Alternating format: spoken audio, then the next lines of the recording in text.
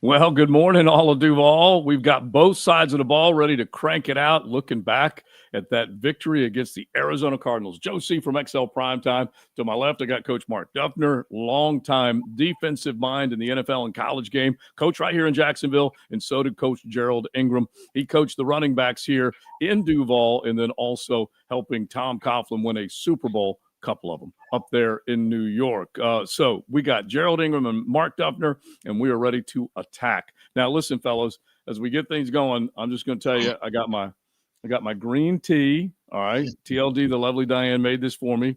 I might cough up a lung as we're going along here, but if I dip out and just fall over, then it's all up to you guys. And look, you've been in enough big ball games. You guys know how to handle this, right? Right?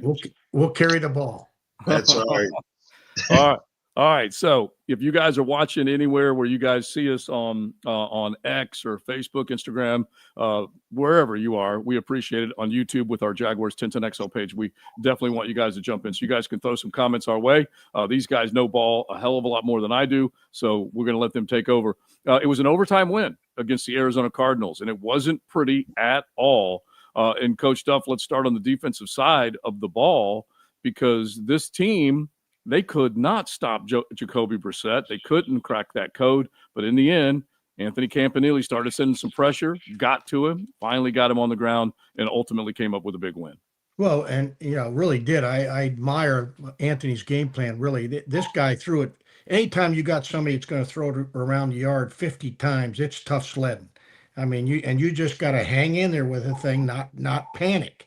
And the fact that, he did crank it up. I mean, I think they hit the quarterback 15 times. I think we had 6 sacks. They stopped the run game.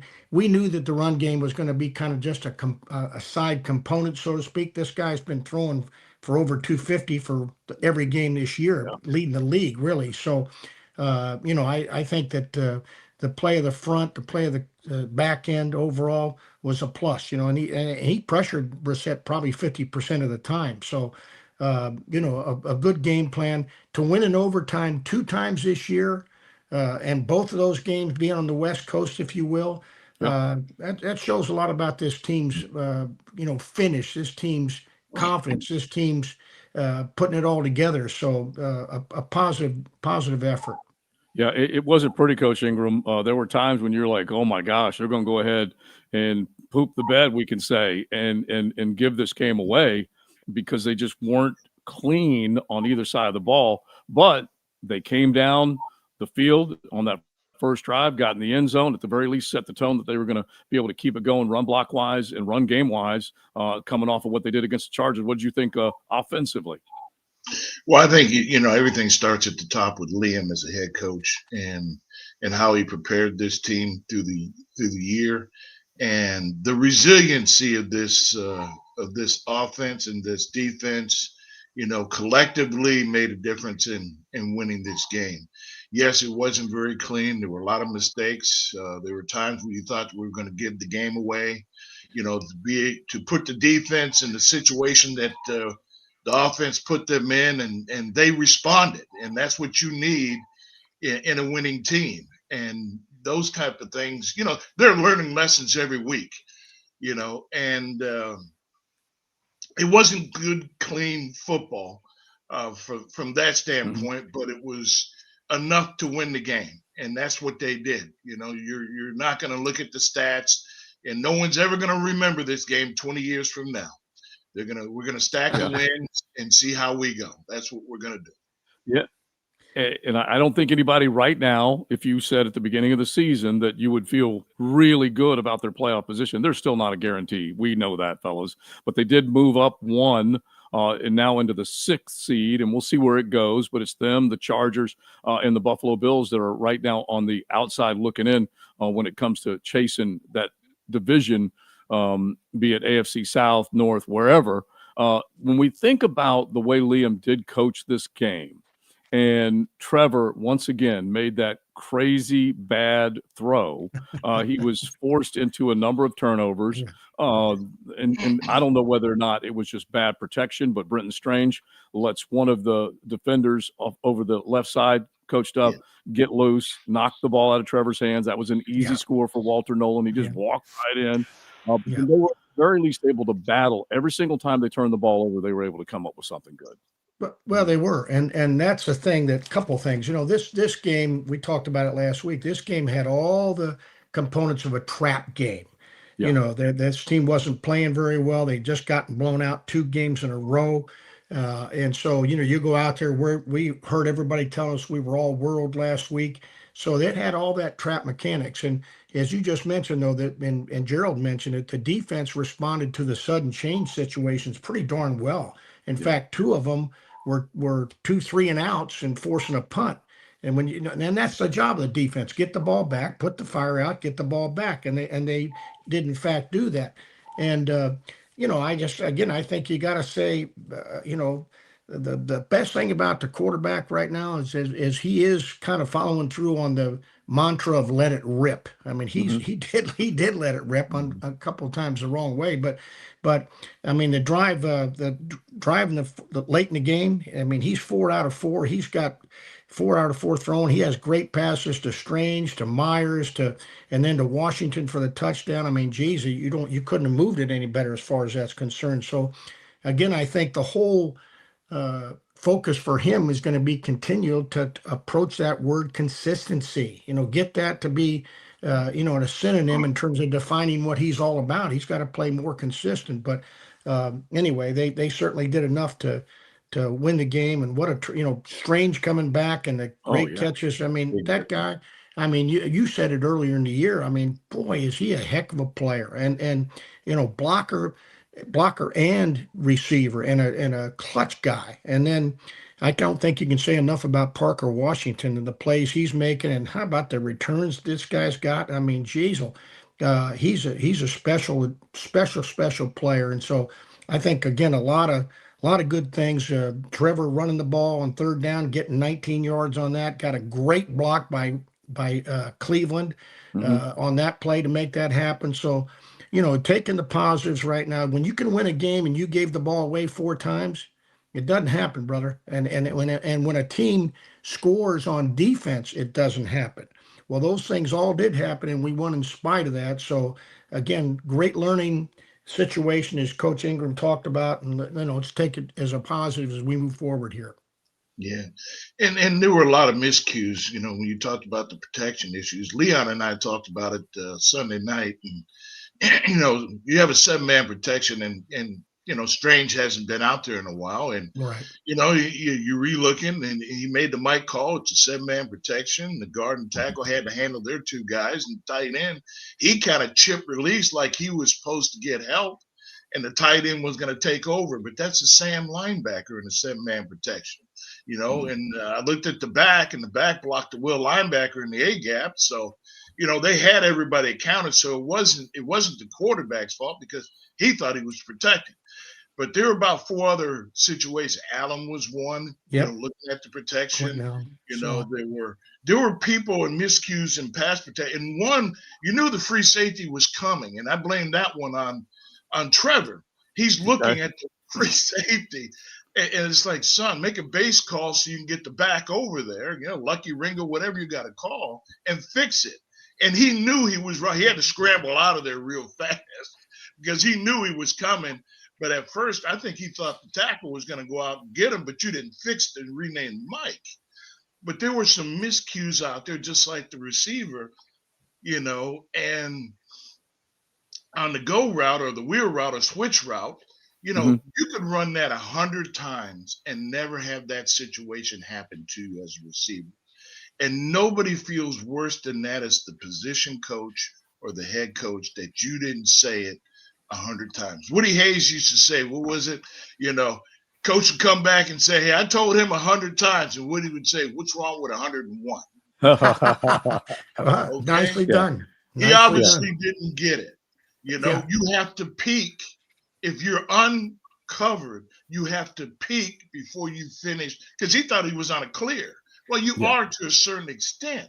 You may get that ball deep, but if you're uncovered, you peek inside first, and the quarterback can throw it to you on the run, But when you don't that doesn't happen, and he hasn't been out there, hasn't practiced. As a position coach, Duff and I have been there and said after the game, gosh, I wish I would have said that one more time to that kid. You know, Duff. Gerald, I got to commend you right now, being that this is Ohio State Michigan week, and you being a Michigan man, and you coming out and praising Coach Hayes as you just properly did. That's well done to you, my friend. Well done. Hey, we're all part of Woody Hayes. Bo is Woody. Okay. Two greatest coaches going. That's for darn sure. Yeah, the maize and blue will ooze out of Coach Gerald Ingram by the time we get to Saturday at noon. Oh, there's no doubt. It's rising. It started yesterday.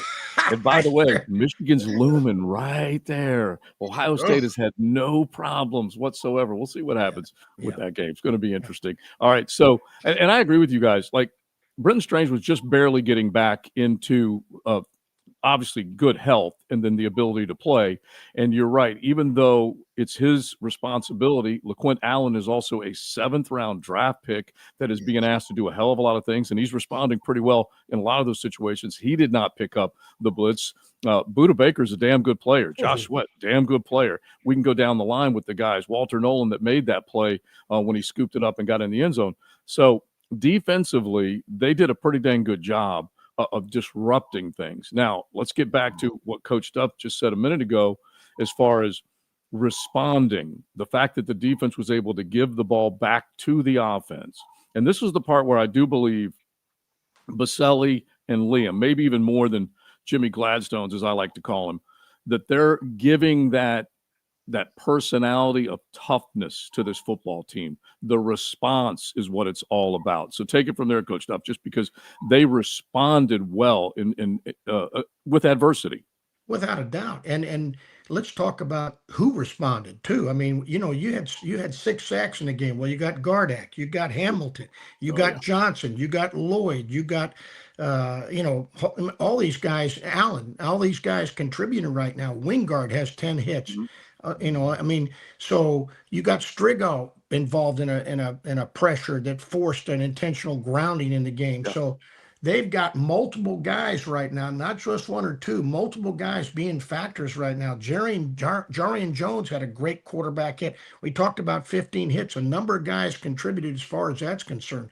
So, Armstead, I think I got to take my hat off to him right now. You're feeling him and seeing him right now, not only in the run game, but in the internal pass rush. I'm watching that tape, and he's forcing the issue and taking away those duck alleys inside. So, I think that the understanding the defense has right now is we've got to get the ball back. We've got to put the fire out when situations have. We got to stop the run, which they did for 55 yards in the game, 2.8 a carry. I think is huge, and I think it's a team effort right now across the board. You're seeing, that game in terms of pressure was done without even Walker dressed out. He was out of the game, so they were able to put forth a pretty good game plan. We still got to tighten up a lot. We're right now struggling right now to defend the tight end in the game. Tight end yardage against us, and we played a damn good one in McBride this past game. But that's an area that we got to fix as we move forward. But a lot of guys and a good selection of character and playing ability by, as you mentioned, Baselli and James Gladstone is in terms of what's going on in the team.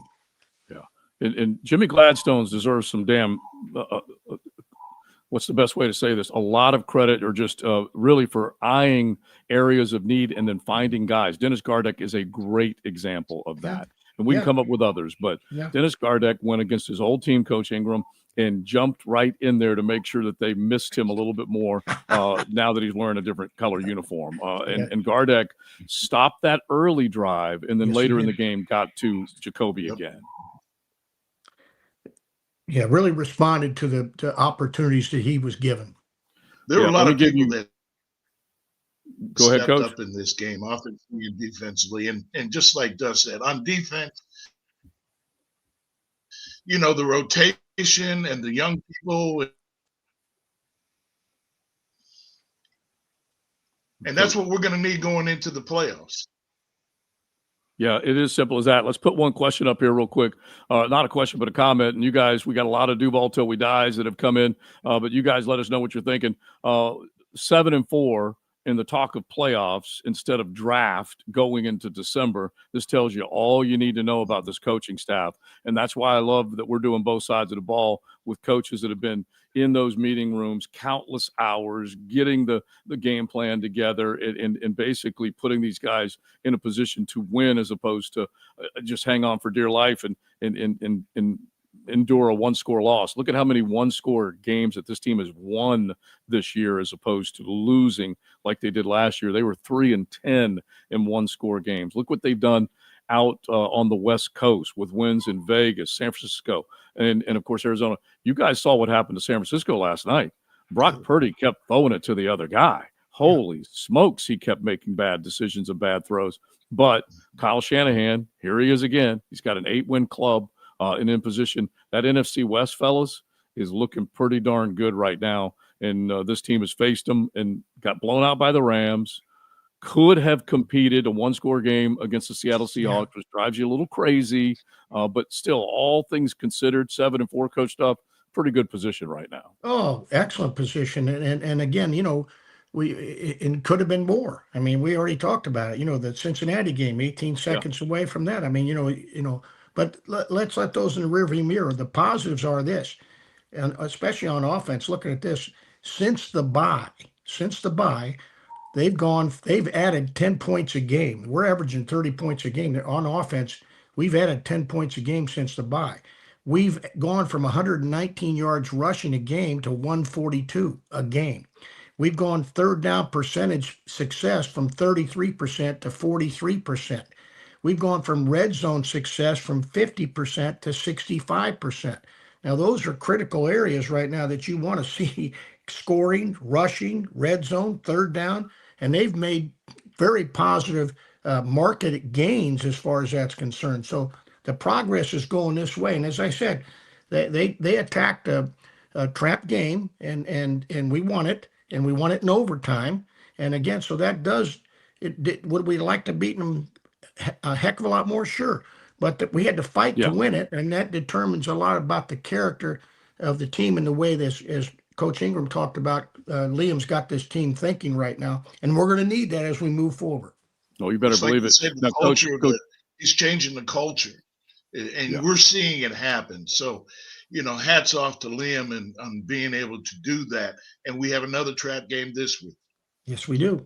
Yeah, you got to be real careful. I'm heading up to Nashville, and it's a trap for me all the time right there on Broadway Street. That's for sure. I fall into it every time I go up there. There's a lot of wins and losses on that street, huh? There's a lot of losses. That's wins. I'll be suited and booted. I'll be ready to go. We're leaving tonight to go up to see daughter and the son-in-law, and then we've got the other kids coming up. So we're looking forward to a fun Thanksgiving.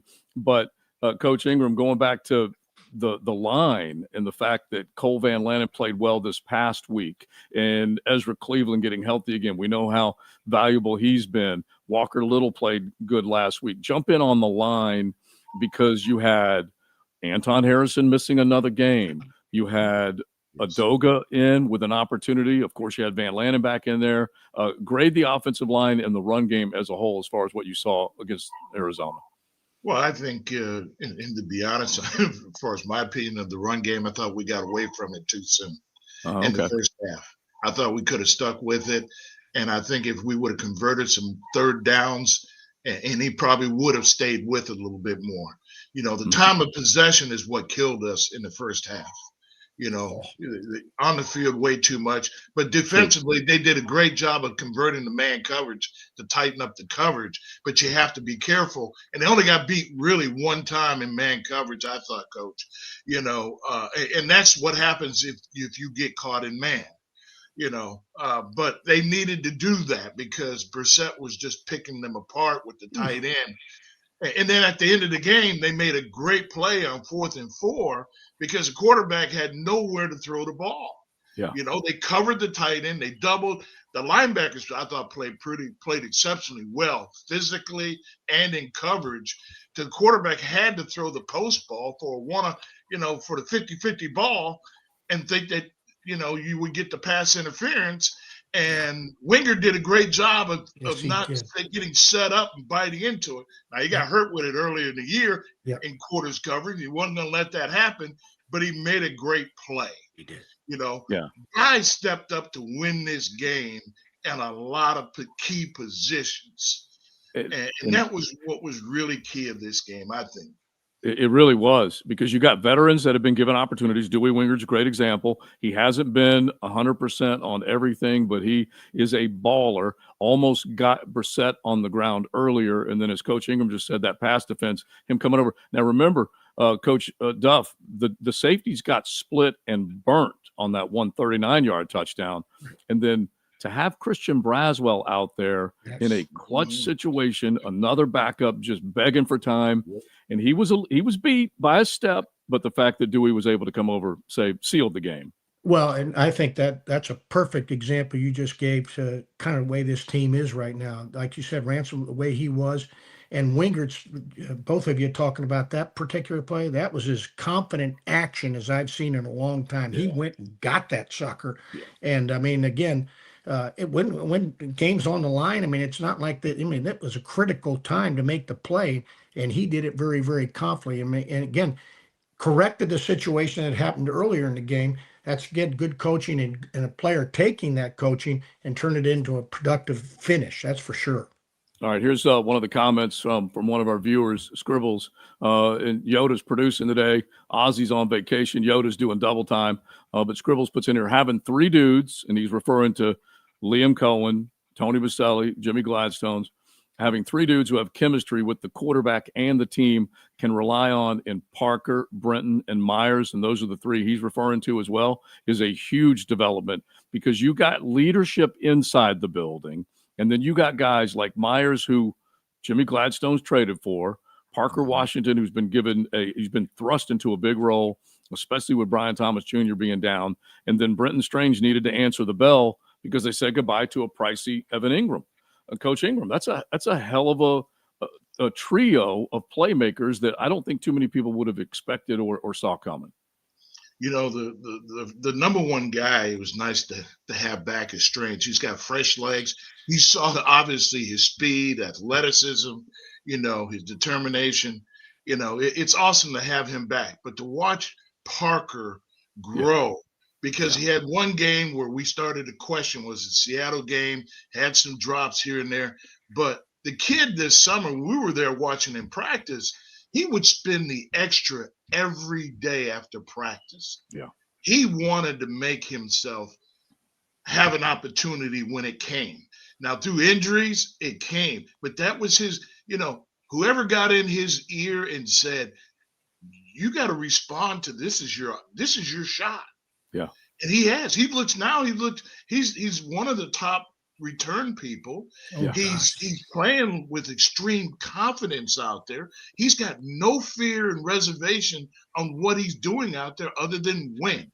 Yeah. And that's what you want. And that's where you say, hey, now you made the right choices of the right people on your team. Jacoby making plays, being there, being a pro in the meeting room. They needed that in that receiver room, you know, and the quarterback needed that veteran professionalism in that room. So that makes a difference right now. The offensive line, they have got to be consistent. And we all know that if we run the ball and, you know, make plays running the ball and take time off the clock becomes important this time of year. And when you get into the playoffs, especially if we're a Southern team, we remember in the past, we had to go north, we had to go west, and we had to play in cold weather. Yeah. And in cold weather, you have got to be able to run the ball and determine the clock in your strategy. So if we can continue to do that, and I think those guys are, there's 2 games now that the line has responded back. Can we do it again? Well, and I would just jump in real quick. What you just said, Coach, was 100%. I mean, the way they dominated the Chargers was ball control and clock control, you know, the last week, in terms of that tremendous dominant performance they had on both sides of the ball, but especially on offense. And Joe, what you said in terms of what they've added. I mean, when you look at what Myers has brought, when you look at what Strange, who kind of has stepped up, we knew he had some talent, but geez, oh Pete, what he's done right now. And then, what Washington's done, all their development, kudos to a lot of people, the coaching staff, personnel. And then the other guy you got to add in terms of who's playing real well for us is ETN. I mean, yeah. that sucker week after week after week. I mean, what a superb guy for our offense is what he brings every week. So, I mean, and right now, the guy that I heard about when I first came aboard in so much was BTJ. And right now, if I'm him, I'm itching to get back in there because Better believe it. they're moving on pretty well without me right now. I got to get back in the lineup. And think of what's happened, fellas. The wide receiver room is missing 2 first-round draft picks, back-to-back first-round draft picks that aren't anywhere. Injury has cost Travis Hunter the season. Injury has cost Brian Thomas Jr. a handful of weeks. His confidence has also cost him a little bit. Right. And so I agree 100% with that. And if you think about the fact that this is that whole idea that James Gladstone, when he first came in, is we're going to raise the floor, and you have guys that are contributing. And it was funny because one of I'm trying to think of the name of anyway, Gaziano was his last name. I can't think of his first name. But anyway, he was an acquisition last year that Trent Baalke brought in to help rush the passer. And so we've gone from Gaziano, was the joke from one of our listeners on XL Primetime, to Gardeck, to Strigo, to BJ Green, to back to a guy like DeJuan Smoot, making plays. That's raising the floor, fellas. Right. No question about it. There's one Coach thing Ingram. that Tom Coughlin always believed in, and Duff can attest to this. When you're in college, you can do different things to discipline a kid and raise his level. But when you're in the NFL, competition is your best asset. Yeah. That you have in the NFL. And that's what you have right now, because you sit there on the sideline too long, you might be forgotten. And the other guy you didn't mention, who's got to raise his, or he's going to be a myth, is Brown. True. He's going to have to do something real soon. Oh yeah, yeah. $10 million bucks. Yeah. Yes. Yeah. A 1-year, $10 million deal, and I'm glad you pointed out because he was a forgotten cat. Because now I liked him. I thought it'd be better. He's not been what I was hoping he would be. He has made some plays, but he's also cost his team some drops. We can go back to the Cincinnati game, Coach Duff, and there's no question about it. And the other thing about ETM, which both you guys have mentioned, some people may view this as a contract year, and that's why he's hustling hard, whatever. He's finally got some direction and blocking and play calling and just a little swing pass from 15 yards. That's what ETN is, and that's how he can thrive. And we didn't have a coaching staff that was scheming it up before. Yeah, and contract year, shoot, I'll be up. If it was me, I wouldn't let that cat get out of Jacksonville. I mean, again, what he's brought game after game after game, he's shown up and been a producer. So I just, Coach knows better than me, but I like having that guy on this ball club. I can tell you that. Well, you get the feeling the way Liam calls plays, and hopefully the drafting of Jimmy Gladstone's will continue, that you'll have guys plug and play, kind of like Tucker down there in Tampa. As soon as Irving went down, they went and found another guy to step up. All right, so real quick, Gerald, if you give us just one quick thing to think about, like you said, it's a trap game up in Nashville, but as we wrap up our podcast, something you're looking at that you think obviously this team can continue to do and be successful. Well, I think continue to play as a team. Everybody rise up. Everybody is accountable. There's nobody on that sideline that can't be ready to play. Everybody has to be ready to play, and you got to have your guns loaded. But let's play a clean game, own the time of possession, and run the ball and play physical defense. I think we have a chance. We just have to be consistent. That's all we have to do. Handle our business. Coach Duff? Yeah, I agree with that. It's going to be about us, and doing your job and performing as a unit the way that they certainly did against Los Angeles Chargers and parts in this last ball game. This Tennessee team, facts be known right now, is you cannot look past them. You can't be thinking about Indianapolis. this team's getting better for what it's worth. I mean, they've lost 3 games here now by the last 3 games by a total of 16 points. The quarterback Ward is getting better. He's protecting the ball better. He's using his legs better, and he's a threat to do that now. His progression, as I watched this last game, he's pretty much won and run. Now it's not quite as simple as that, but that's what he's doing right now. And then they're getting good play out of their tight ends. They've got 2 good tight ends that are productive, in Okonkwo and Helms. And then his sidekick from Miami, this Restrepo, showed up in the second half last week, and he clearly was looking for him. They have a chemistry going there. So we're going to defensively, we're going to have to affect this quarterback, disguise, and because he's still young right now, seeing things, but he is getting better. But if we can let disguise affect him and not lead to our demise, that'll be a plus. And then like Coach said, we're going to have to just control the football. Their defense is they got some talent now. Don't misinterpret, but they're statistically right now they're down the line a little bit, and so we're going to have to take advantage of those situations. Yeah. Good stuff, fellas. That's for sure. Before we talk again on both sides of the ball, I hope you both have a great Thanksgiving with your family. Maybe some good stuffing. I'm a drumstick guy, cranberry sauce, all that stuff. So happy Thanksgiving to both of you guys. Happy Thanksgiving to all you guys. Yes, and to our fans. Appreciate it. Have a great time in Tennessee, Joe. Oh, I will. That's for sure. All right. Now, we will see Coach Duff on XL Primetime later. Coach Ingram, have fun. And then you'll be on the 5th quarter on Sunday with Leon and with Hacker. So we're hoping we're carving up or eating leftovers as they win over Tennessee. We got Yoda producing today. So, Jacob, good job as always. We appreciate it. And all of Duval for checking us out. We'll talk to you next week on both sides of the ball. Go Jags.